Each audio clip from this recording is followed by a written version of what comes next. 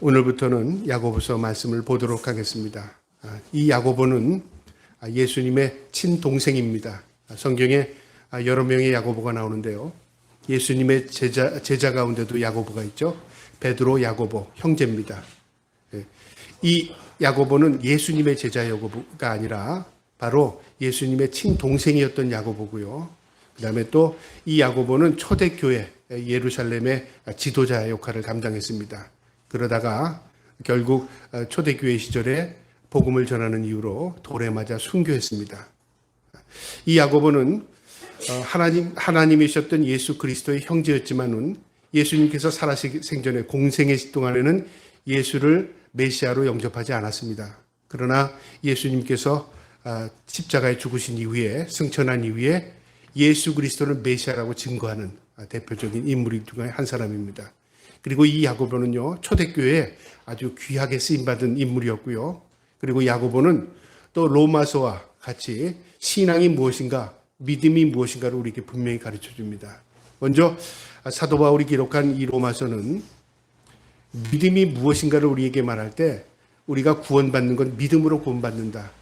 우리 행함으로 구원받는 거 아니고 믿음으로 구원받는 것이다. 오직 믿음을 강조했다면 이 야고보서는 믿음이란 무엇인가를 설명할 때 행함이 없는 믿음은 죽은 믿음이다. 믿음 아니다 그 말이죠. 그래서 이 믿음과 마치 행함이 대립되는 것 같이 느껴지지만 이 믿음이라는 게 속성을 우리에게 설명해 줍니다.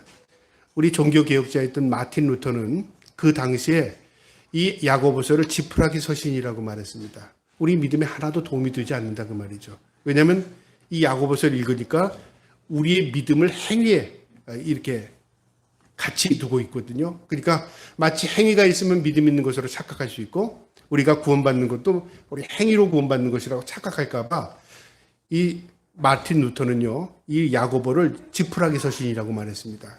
그리고 그 이후에 야고보서가 성경에서 빠진 적도 있었습니다. 그러니까 이 66권의 성경 가운데 야고보서를 빼버린 적도 있어요. 그러나 오늘날은요, 이 야고보서가 굉장히 중요한 우리에게 주는 교훈이 큽니다. 믿음의 실체를 우리에게 가르쳐 줍니다. 믿음으로 우리가 구원받습니다. 그런데 믿음의 실체는 행위입니다. 행위 없는 믿음은 믿음이라고 말할 수 없는 거죠. 자, 오늘 그 관점에서 이것을 바라봐야 되는데요. 그래서 똑같은 믿음이라도 어느 관점에서 바라보느냐에 따라서 이렇게 큰 차이가 있습니다. 구원의 문제를 바라볼 때는 믿음으로 바라봅니다. 믿음이 있어야 구원받는다 그 말이죠. 근데 믿음의 실체, 믿음이 과연 뭔가 그것을 하나하나 이렇게 해보다 보면 믿음이라는 건 이런 행동을 하는 거구나. 믿음이란 이런 걸 소망을 가지고 있구나. 믿음이라는 건 이렇게 나타나는 것이구나. 마치 꽃의 향기처럼요. 그래서 오늘 이 야고보서는요, 우리에게 진정한 믿음이 무엇인가를 가르쳐 줍니다. 오늘 1절부터 11절까지의 말씀을 보겠는데요. 먼저 믿음은 시련에 온다. 근데 그 시련의 관점을 어떤 관점으로 바라봐야 되는가? 그래서 우리에게 설명해 줍니다. 우리가 오래 믿은 사람들이 간혹 이런 얘기합니다. 나는 어릴 때부터 예수를 믿었고 우리 부모님도 예수를 믿었는데 나는 예수 안 믿는 내 친구들하고 보면 그 차이가 없는 것 같아. 그렇게 말할 수 있잖아요. 또 우리 부모님들이 예수를 그렇게 열심히 믿다 세상을 떠났는데 내 친구들 부모님들 보면 더 잘 살아. 더 행복하게 사는 것 같아. 이렇게 말할 수도 있잖아요. 또 어떤 사람들과 비교하다 보면 믿음 있는 사람이나 믿음 없는 사람이나 큰 차이가 없는 것 같아요. 세상을 살아나가는 거 보면요. 그러니까 착각하는 경우가 있다 그 말이죠. 믿음 있다고 해서 뭐 큰 내게 도움이 되는 것도 아닌 것 같네. 믿음이 별거 아닌 것 같네. 그렇게 생각할 때가 있다 그 말이죠. 그게 관점입니다. 이것이 인본주의 관점입니다. 내 관점에서 믿음을 바라보면 이렇게 해석할 수가 있어요. 그런데 이것을요, 하나님의 관점에서 바라보면 달라요. 믿음이 없이는 우리가 어떻게 돼요? 하나님을 만날 수가 없어요. 믿음 없으면 구원 못 받습니다. 믿음이 없으면 우리가 온전한 삶을 살 수가 없어요. 하나님의 관점에서는요. 그러니까 하나님께서 우리에게 최고의 선물을 주신 건 믿음입니다. 내가 믿으려고 해서 믿은 것도 아니고요. 하나님이 나에게 믿음을 선물로 주신 겁니다. 전적인 100% 하나님의 은혜입니다. 이게 하나님의 관점입니다. 그래서 오늘 이 야고보서 시작 부분에요. 서론 부분에 믿음을 어떻게 바라봐야 하는 관점부터 우리에게 가르쳐 줍니다. 한번 이 관점을요, 하나님의 관점에서 바라볼 수 있는 저와 여러분 되기를 주님의 이름으로 축복합니다. 자, 그럼 보겠는데요. 야고보서 1장 1절에 하나님과 주 예수 그리스도의 종 야고보는 흩어져 있는 12지파에게 문안하노라. 먼저 야고보 자신을 설명할 때 뭐라고 설명하냐면 하나님과 주 예수 그리스도의 종이라고 설명합니다. 하나님과 우리의 형이었던 예수 그리스도 그렇게 설명하지 않고요. 하나님과 예수님 그리고 나는 사도로서 이렇게 설명하지도 않습니다. 그는 종이랍니다. 왜 자신을 종이라고 얘기했냐면요. 철저히 그게 하나님과 예수 그리스도의 메시아에게 굴복한다. 복종할 존재. 나는 그에게 복종밖에 할 수 없는 그런 존재다. 비교할 수 없는 존재임을 설명할 때 나는 종이다. 그렇게 말한 겁니다. 종 야고보는 흩어져 있는 12지파에게 문안한답니다. 이 당시가 어떤 상황이었냐면요. 로마가 집권하던 AD 30년부터 60년 그 사이였습니다. 그러니까 가장 예수 그리스도를 믿는 이 기독교인들이 핍박을 받던 시기였습니다. 핍박의 시기. 그러니까 예수 믿으면 곧 붙들려 가는 것이고요. 예수 믿으면 순교당하는 그 시기였습니다. 이 시기에는 이 핍박을 피하기 위해서 그리스도인들이요 여러 지역으로 흩어졌습니다. 그러니까 이 로마가 집권한 그 시에는 예루살렘 그다음에 이 유대 지역에 살 수가 없었어요. 핍박이 너무 가중돼서 심해서. 그래서 각지로 흩어졌습니다. 그것을 디아스포라라고 말하는데요. 이 흩어진 성도들에게 이 야고보서를 통해서요. 그들에게 다시 믿음을 세우기 위해서 이 편지로 보낸 겁니다. 너희가 실족되지 말고 너희가 믿음 잃지 말고 믿음에서 굳건히 살아라. 그런 관점에서 이 야고보서를 지금 기록한 겁니다. 흩어진 12지파에게 이스라엘 민족에게 이 복음서를 전한 겁니다. 그러면서 2절에 내 형제들아 너희가 여러 가지 시험을 당하거든 온전히 기쁘게 여기라. 여러분 이 말이 우리가 이해할 수 없는 말이잖아요. 너희가 여러 가지 시험을 당할 때 온전히 기쁘게 여기랍니다. 그냥 간단히 말하면 시험이 오면 너희가 살기 어려우면 너희가 고통스러우면 기쁘게 여겨 그 말이죠. 우리가 어떻게 기쁘게 여깁니까? 환경이 좋아야 기뻐지고 내가 좋은 일이 생겨야 기뻐지고 내가 또 즐거운 일이 있어야 기뻐질 수 있잖아요. 그게 맞는 말인데 믿음의 시련이 오면 기뻐하랍니다. 이 관점이죠, 관점. 내 입장에서는 믿음의 시련이 오면 고통입니다. 내가 왜 예수를 이러려고 믿었나? 그렇게 말할 수 있죠. 하나님의 관점에서는 내가 너를 온전히 세우기 위해서 믿음의 시련을 준 거야. 내가 너를 믿음을 굳건하게 하기 위해서 내가 믿음의 시련을 준 거야. 내가 너를 천국 백성 삼기 위해서 내 자녀 삼기 위해서 너에게 믿음의 시련을 준 거야. 이게 하나님의 관점입니다. 내 관점으로는 이해할 수 없고요. 내 관점으로는 해석이 안 됩니다.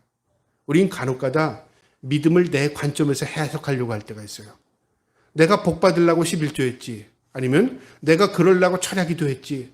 내가 하나님 앞에 얼마나 기도를 열심히 했는데 기도가 하나도 들어준 게 없어. 만약에 이렇게 말한다면요. 그 근본이 뭐냐? 인본주의입니다. 인본주의. 내 중심에서 신앙생활하는 거예요. 내가 잘 되려고 내가 복 받으려고 신앙생활하는 거죠.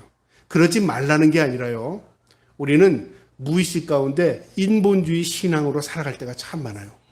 그렇지 않으려면 내가 못하러 예수 믿어. 천국은 가봐야 알지. 내가 이 땅에서 잘 돼야지 내가 그게 하나님 믿는 사람이지. 내가 이 땅에서 복 받아야지 하나님 믿는 사람이지. 그래서 목회자들이 이걸 이용할 때가 참 많아요. 어느 분은 참 기도 열심히 해가지고 응답 받았어요. 틀린 말이 아닌데요. 거기에다 강조점을 두면 응답이 안 받은 사람은 기도 안 한 게 되죠.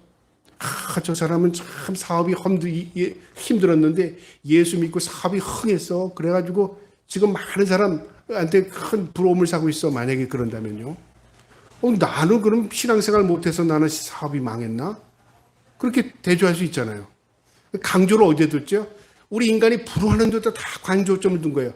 부자된데 강조점을 두고 건강한데 강조점을 두고 그 다음에 또 번성하는데 강조점을 둬요. 인본주의입니다. 내 관점에서 해석을 하기 시작하는 거죠. 여러분 해석이라는 게 굉장히 중요합니다. 똑같은 이 신앙을 가지고요. 똑같은 성경 말씀을 읽어도 어떤 관점으로 보느냐에 따라 완전히 달라지게 돼요. 오늘날 여러분 이제 사회과학이 발전하면서 심리학이 많이 이제 발전을 해서요. 이제 웬만한 걸로 심리학으로 해석이 가능합니다. 아직도 인간의 행동을 다 관점으로 신흥 심리학으로 관점으로 해석이 다 되는 건 아니지만 요즘에 상담 프로가 참 많잖아요. TV에도.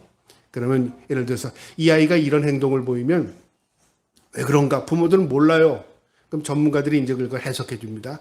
아, 이건 어머니의 행동에 무슨 행동이 반복적인 행동이 있습니까? 그래서 이제 촬영을 해보면 엄마가 반복적으로 애한테 무슨 행동을 하고 있어요. 애는 그것을 방어하기 위해서 방어기제라고 그러죠. 또 다른 행동을 하고 있어요. 그럼 해석을 합니다. 이게 엄마의 행동을 통해서 아이가 방어기제를 사용하는 겁니다. 이래서 아이가 이런 행동을 나옵니다. 틀립니까? 맞는 이야기입니다. 자, 그러면요. 좀 더 해석을 해서 모든 사람이 부모가 그런 행동을 하면 자녀는 모든 그런 행동을 할까요? 일반화시킬 수 있을까요? 일반화시키는 거 없습니다. 만약에 똑같은 반응에서 똑같은 행동을 하면 일반화라고 그러죠.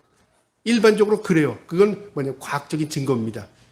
그래서 과학적인 증거는 일반 자연과학에서는 98% 이상이 되면 그건 맞다 틀리다가 답이 나오고요. 사회과학에서는 94%가 맞아야 그거는 맞다 틀리다가 나옵니다. 학문으로서의 가치가 있는 거죠. 그런데 인본주의 관점에서 바라보면 해석은 되지만 그걸 정답이라고 말할 수 없습니다. 인생은 다 다릅니다. 똑같은 환경에서 똑같이 자랐어도요. 형제일지라도 누구는 이런 행동을 하고 누구는 저런 행동을 할 수 있다고 말이죠.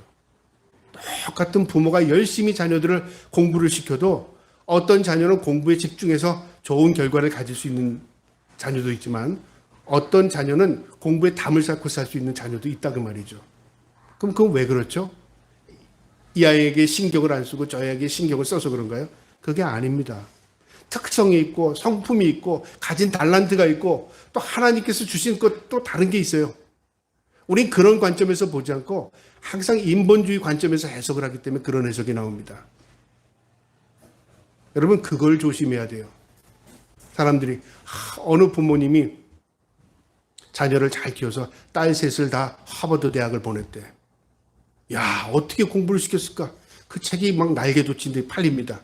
나도 저 책 한 권 읽으면 우리 애들 다 하버드 대학 보낼 것 같죠. 여러분 그 책을 잘 읽어보시면요. 환경입니다. 또 환경뿐만 아닙니다. 신앙적인 문제도 있고 여러 가지 요소가 있습니다. 그것만 했다고 해서 다 아이들이 다 하버드 간가요? 그 나름대로의 재능도 가지고 있고요. 나름대로 또 여건이 있는 거예요. 다 다릅니다. 그래서 어떤 사람이 이런 얘기를 했어요. 요즘에 너무 젊은 사람들이 돈을 벌고 싶으니까 도서관에 가서 빌리는 책들이 다 무슨 증권, 투자, 그 다음에 뭐 1,000원 가지고 1억 불리기, 뭐 이런 책들을 막 이렇게 가요.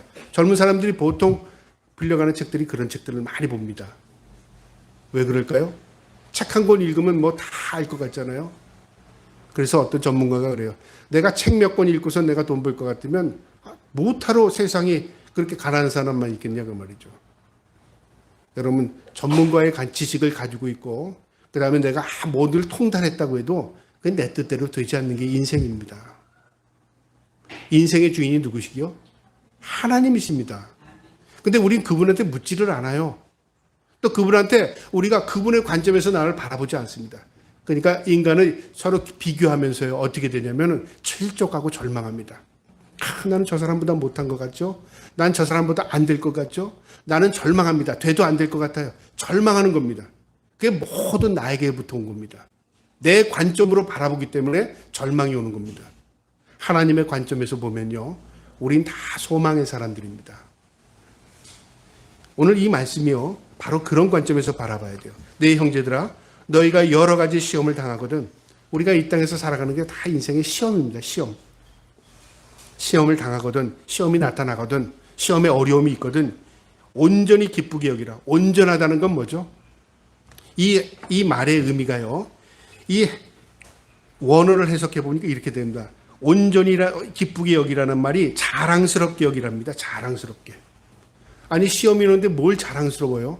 이 원어가 그렇습니다. 자랑스럽게 여기랍니다. 왜 자랑스럽게 여기죠? 어떤 관계 속에서 있는 것 같지 않아요? 내가 믿음의 시련을 지금 왔다면 시험을 주신 분이 있어요. 누가 주셨죠? 하나님이 주신 거예요. 그럼 하나님이 왜 주셨죠? 이유가 있을 거 아닙니까? 그냥 너는 시험 들어라. 너는 시험이 없어. 우리의 관점에서 시험 없는 게 믿음 좋은 거예요. 시험 없는 게 복 받은 사람이에요. 시험이 있는 사람이 뭐냐면 하나님으로부터 미움받는 거죠. 미움이 아닐지라도 시험 안 받는 사람보다 더 못한 거라고 생각하잖아요. 근데 기쁘게 여기라는 말이 뭐냐면은 이 말이 바로 자랑스럽게 여기랍니다. 무슨 의미냐면요. 내게 다른 사람이 없는 시험을 주신 거예요. 나를 하나님이 인정한 거예요. 나를 하나님께서 지금 더 업그레이드 시키고자 하는 하나님의 섭리가 그 안에 있다 그 말이죠. 그래서 기쁘게 여기는 겁니다. 쟤는 시험 안 당하는데요. 나만 왜 시험 당해야죠? 되죠? 너에게 더 좋은 거 주려고. 여러분 가장 이 세상에서 좋은 게 뭘까요? 이 세상 눈으로 바라보면 보이지 않죠. 우리가 구원받는 겁니다. 영원한 생명이 우리에게 있는 거죠. 하나님의 자녀로서 우리가 천국 가는 거. 영원한 큰 복입니다. 세상 사람들이 그것을 추구하지 않지만 우리 믿음의 사람들에게 가장 큰 복은 내가 이 땅에서 천만금을 누리고 살아도요. 천국 가지 못하면 불행한 불쌍한 존재입니다. 그러나 내가 하나님의 자녀로서 천국 가는 백성은요. 성공한 인생입니다. 하나님이 지금 우리를 그렇게 이끌어 가신다 그 말이죠. 온전히 기쁘게 여기랍니다. 왜요? 우리 하나님의 백성으로서 천국 가게 하기 위해서. 3절에요. 그 이유는 너희의 믿음의 시련이 인내를 만들어내는 줄을 너희가 압니다. 여러분 믿음의 시련이 오면 그게 나를 강하게 만든답니다. 인내함으로 단단하게 만든답니다. 견고하게 만든답니다. 여러분 오늘날 젊은 사람들이 왜 어려움이 오면 다 절망하는 줄 아십니까?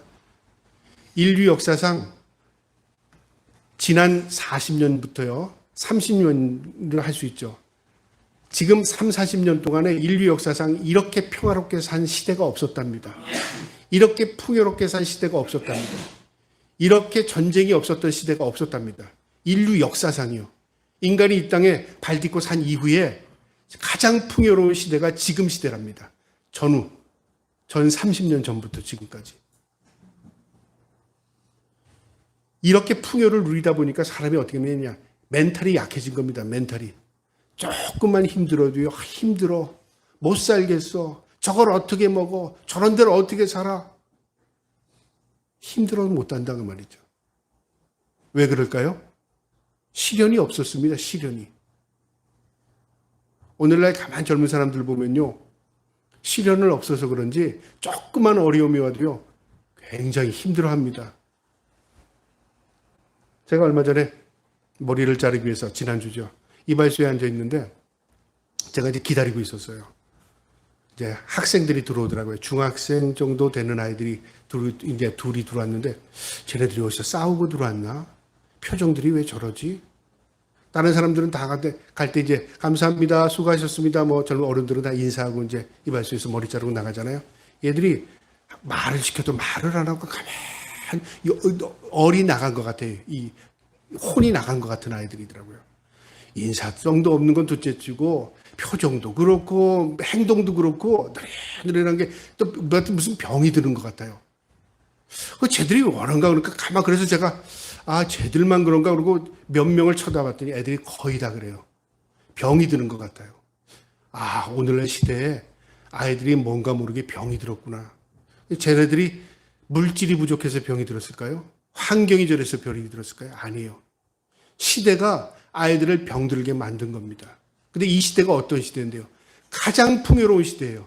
인류 역사상 가장 풍요로운 시대에 어떤 시대에 가장 풍요로운 시대에 가장 아이들이요 절망하고 있는 것이 만들어졌어요. 여러분 철학자 쇼펜하우라는 사람이죠. 쇼펜하우라는 사람이 뭐라고 그랬냐면은 인간이 편해지면 어떻게 된다고 하는지 절망한답니다. 절망. 나태해지고 절망한답니다. 일간이 고통스러우면 어떻게 될까요? 또 이 고통을 잊으려고 또 힘들어합니다. 그래서 인생 자체를 그 사람은 어떻게 바라봤냐면요. 인생 자체가 사는 게 고통이라고 바라봤어요. 쇼펜하우의 철학입니다. 이게.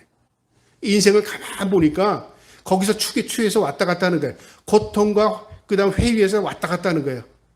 고통스러울 때 이걸 빨리 지나가기 원했는데 그다음에 조금 이때 이게 조건이 완화되니까 행복해지니까 누리고 사니까 그다음에 뭐예요? 나태해져요. 무력감에 시달리게 되는 거예요. 오늘날 시대가 무력감의 시대가 아닌가 그런 생각이 듭니다. 여러분 우리 인간의 관점에서 보면요. 해결 답이 없습니다. 믿음의 시련은 인내를 만들어내는 줄 안답니다. 하나님께서 우리를 견고한 믿음으로 세우기 위해서요. 우리에게 시련을 주십니다. 이게 하나님의 관점입니다. 그런 관점으로 바라볼 때 하나님 날 사랑하시는구나. 내가 이 어려움을 당하는 거 하나님의 은혜구나. 그렇게 생각할 수 있는 거죠. 그러면서 4절에요. 인내를 온전히 이루라.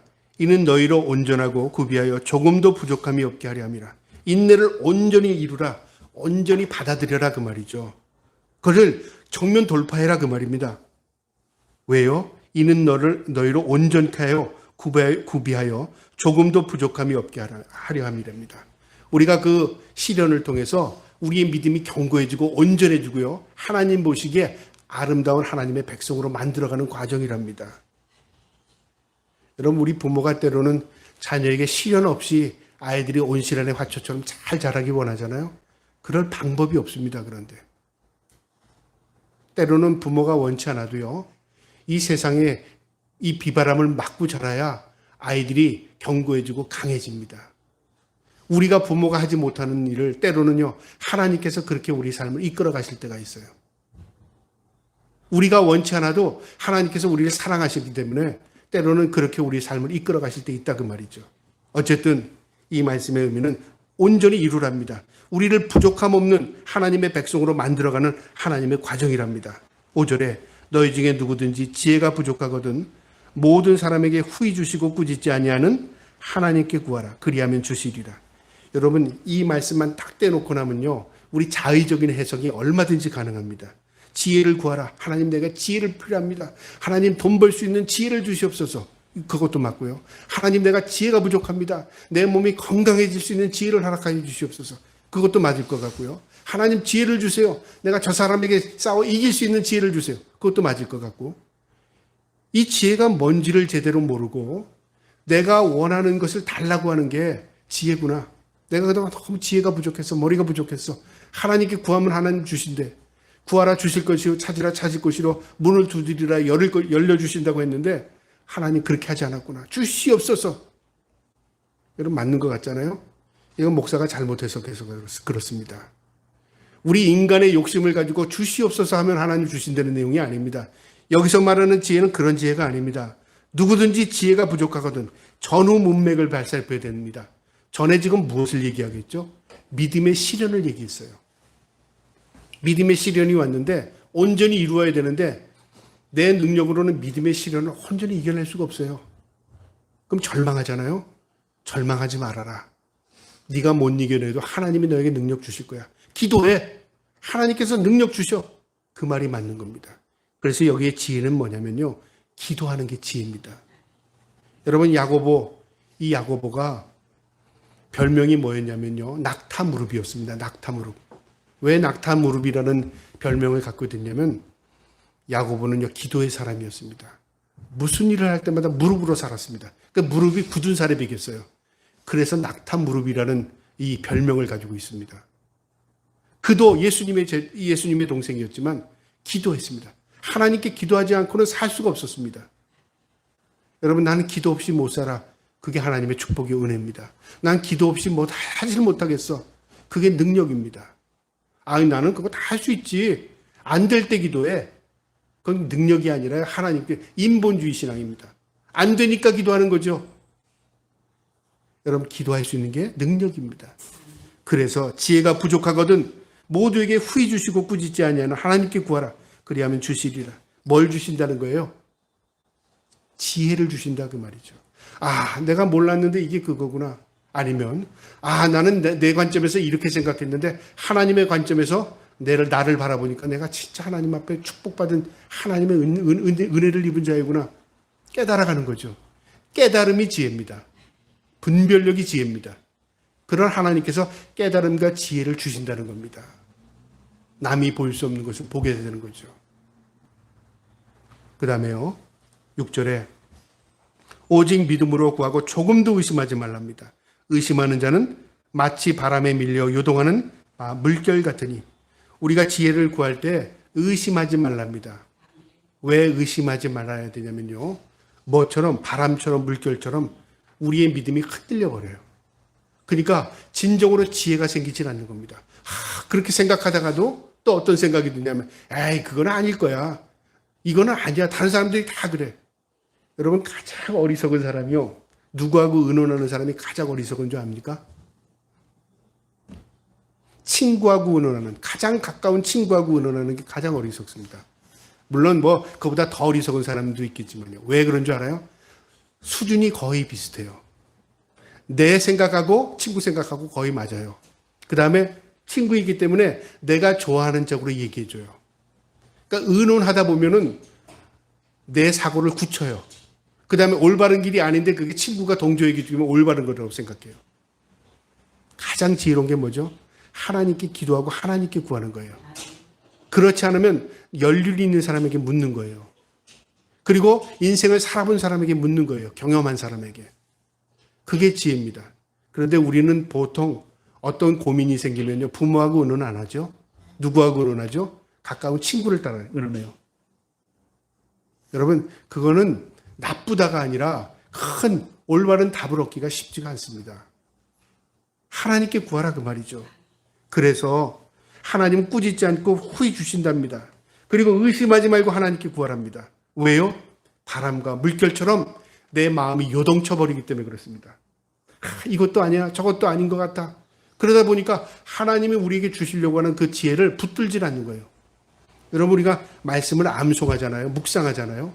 왜 암송하고 묵상합니까? 우리가 하나님께 초점을 맞추려고 그래요. 하나님의 말씀을 내 마음에 새겨 내가 그렇게 살기를 원한 거예요. 그런데 말씀을 묵상하지 않고 말씀을 잊어버리면 어떻게 될까요? 세상 사람처럼 살기가 쉬워지기 때문에 그렇습니다. 그래서 믿는 사람 가운데 세상에서 사는 방법과 교회 생활하는 방법이 이중적인 생활하는 사람들이 의외로 많습니다. 아예 하나님의 말씀을 마음에 두지 않는 사람들도 의외로 많아요. 여러분, 그게 문제인 겁니다. 그래서 구하랍니다. 또 의심하지 말랍니다. 그 다음에 7절에요. 이런 사람은, 의심하는 사람은 무엇이든지 죽게 얻기를 생각하지 말라. 의심은 믿음이 소멸되는 겁니다. 믿음은 내가 확실하게 신뢰하는 겁니다. 신뢰가 없는 믿음은 믿음이 아닙니다. 그러니까 흔들리고 받을 수 없죠. 하나님께 지혜를 구해도 내가 그 지혜가 흔들리는데 어떻게 지혜를 받을 수 있어요? 그러니까 확실하게 하나님 앞에 초점을 맞추고 하나님께 구하고, 그리고 우리의 믿음이 흔들리지 않도록 견고히 세워라 그 말입니다. 그러면서 8절에 두 마음을 품어 모든 일에 정함이 없는 자로다. 두 마음을 품는 게 뭘까요? 불신앙입니다. 불신앙. 양다리 걸치는 거죠. 우리 사람이 양다리 걸치. 이렇게도 살고 저렇게도 살고, 이렇게 살아보고 좋으면 이렇게 살고 저렇게 살아보고 좋으면 저렇게 사는 겁니다. 그래서 때로는 하나님께서 우리를 믿음을 테스트할 때가 있어요. 어떻게 테스트하냐면요. 세상 가운데 우리가 어격입니다. 세상 가운데 하나님의 자녀로 살아갈 때 우리가 온전히 하나님의 기쁨이 됩니다.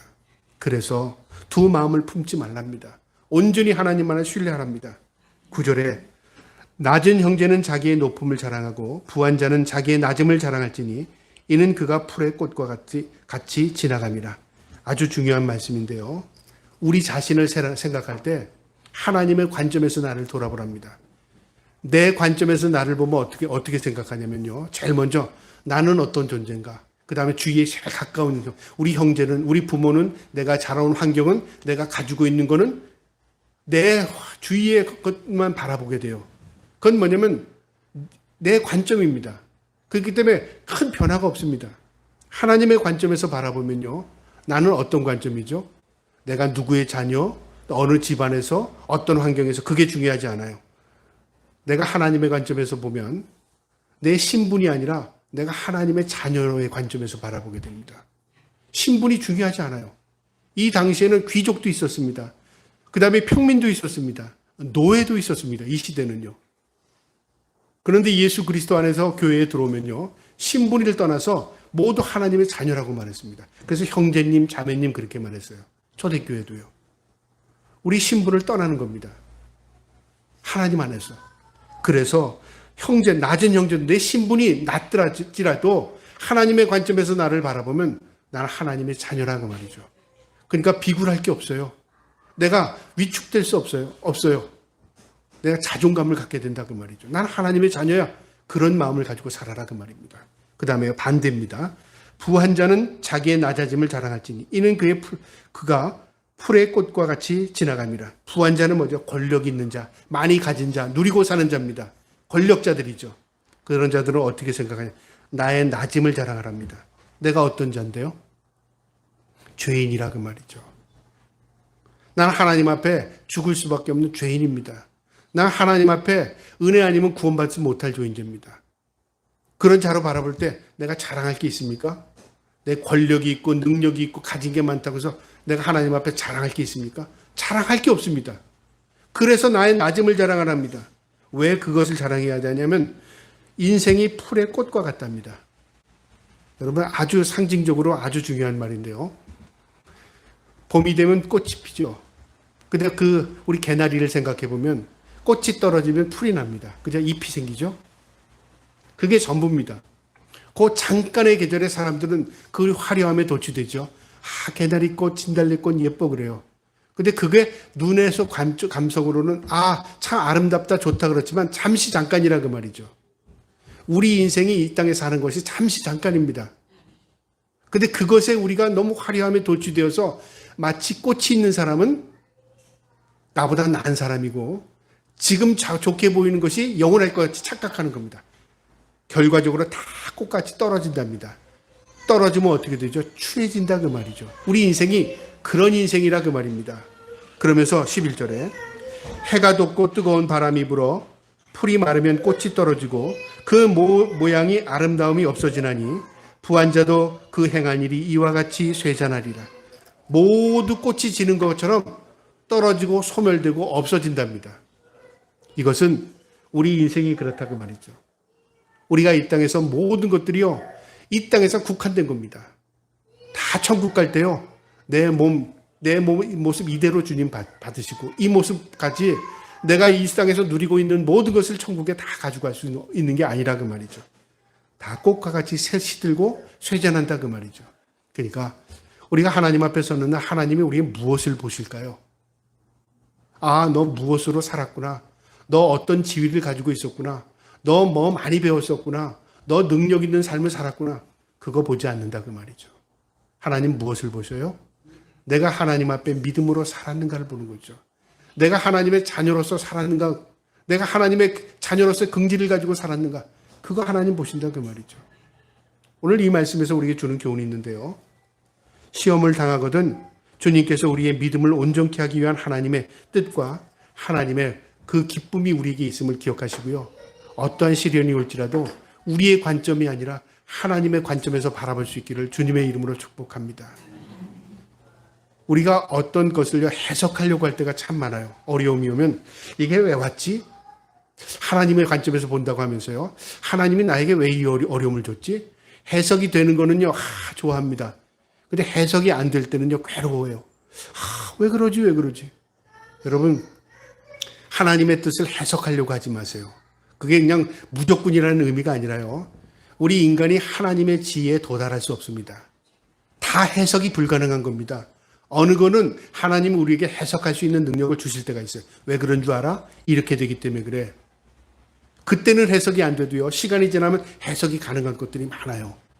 그러나 이 땅에서 온전히 해석이 되지 않을지라도 우리가 하나님을 믿고 신뢰하면 언젠가는 깨달음이 될 거예요. 그랬었구나. 여기 하나님의 뜻 가운데 있었구나. 그래서 하나님의 말씀은요. 우리가 신뢰로 바라보는 것이지 그 말씀을 이해하고 해석하고 내가 그것을 이해되는 것을 받아들이는 게 아닙니다. 하나님은 우리에게요. 믿음을 요구하시죠. 믿음은 나를 믿어주세요가 아닙니다. 나를 신뢰해랍니다.